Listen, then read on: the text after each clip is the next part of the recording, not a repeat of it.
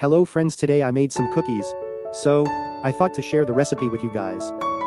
Add 50 grams of butter and mix it well.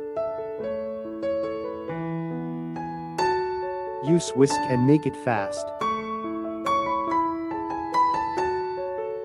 Add 1 cup of brown sugar.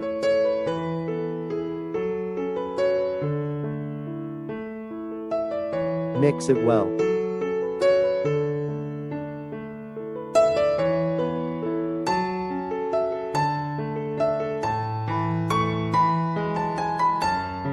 Now add 2 cups of all-purpose flour. Add baking soda and salt. Mix it well. Add choco chips and make them into small dough balls.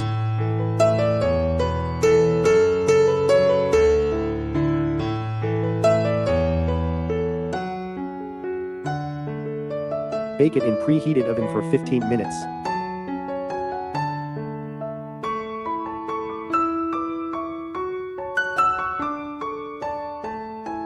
Now you can enjoy freshly baked delicious cookies. Don't forget to subscribe.